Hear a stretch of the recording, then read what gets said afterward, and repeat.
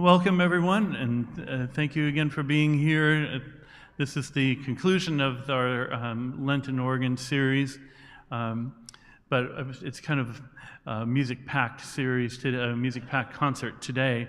A lot of pieces to share with you as we kind of musically travel through Holy Week. So I'll get right to it. The first piece is one of my personal favorites. It's a setting of Now Thank We All Our God, by Bach, but set by Virgil Fox. And it's a symphony from a Bach cantata. This is the orchestra introduction to the cantata, and just builds and builds over time. So this is kind of my Palm Sunday triumphal entry piece.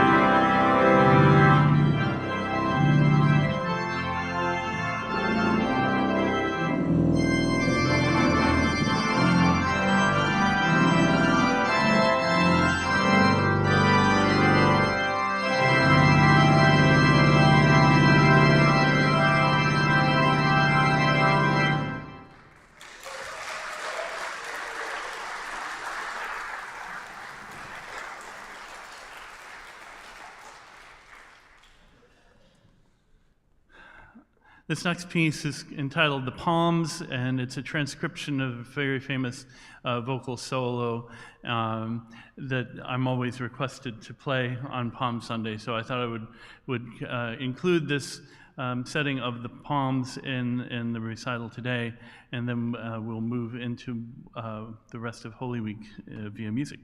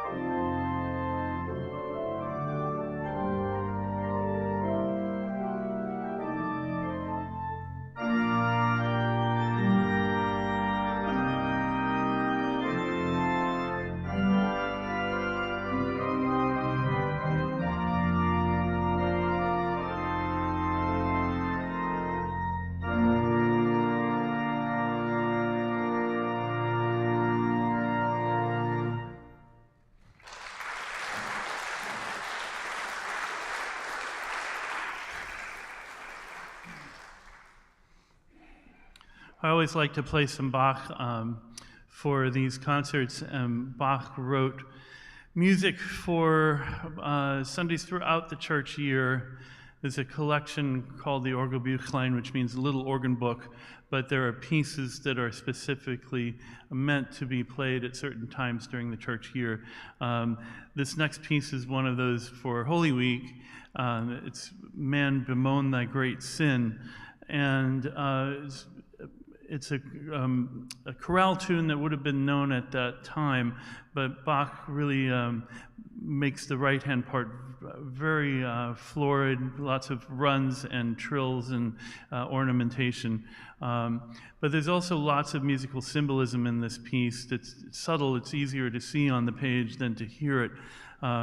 But there's several points where the harmonies are very chromatic, and it's meant to symbolize Christ carrying our sins. It's almost like carrying sins up stair steps.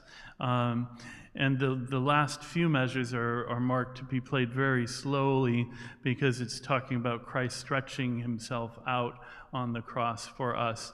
So it's a very poignant piece, especially for me as a player, to see all of the things that Bach has woven into this piece. In fact, there's another piece woven into it called "From Heaven High to Earth I Come" that Bach quotes, but it's hard to hear. It's in my left hand.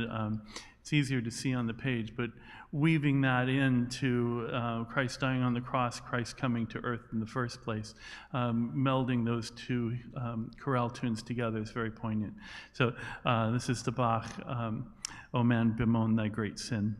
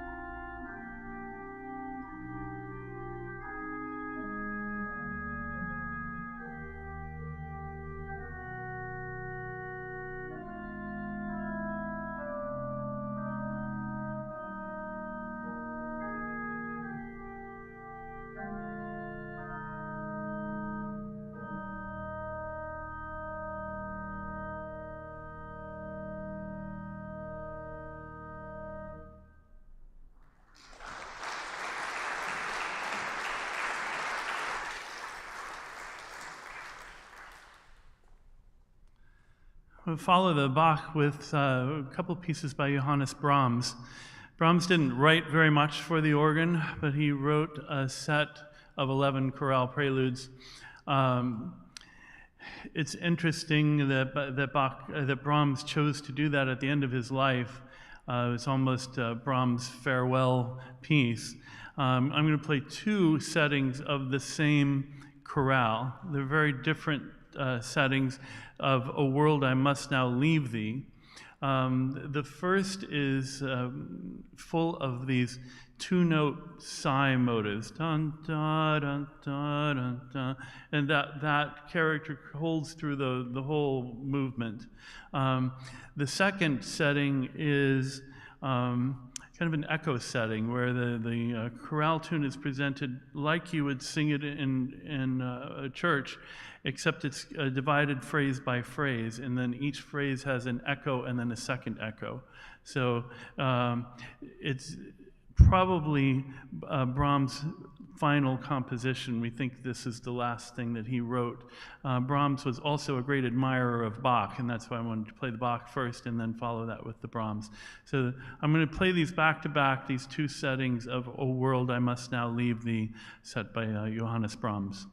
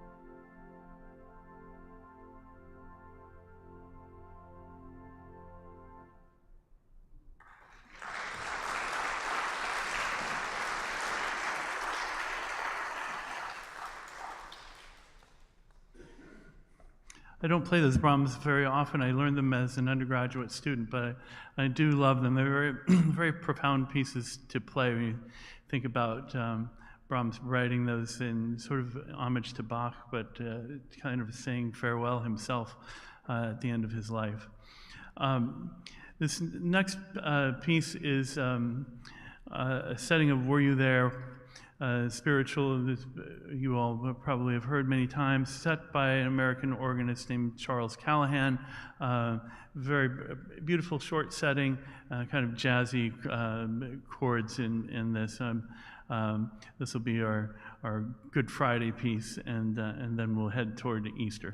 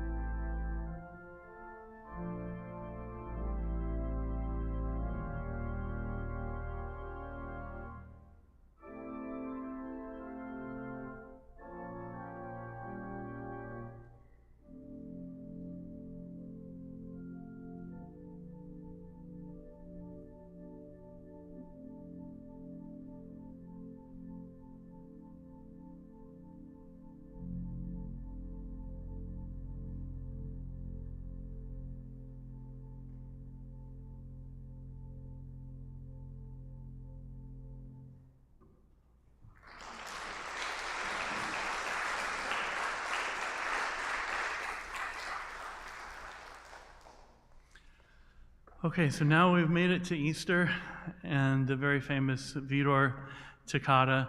I tell this to my choir most years, but on Sunday for Easter Sunday, I always play this piece, and it's accompanied with brass. And I have this arrangement that was done by Richard Purvis. Richard Purvis was the director of music at Grace Cathedral in San Francisco for many, many years, and did an arrangement for brass and organ.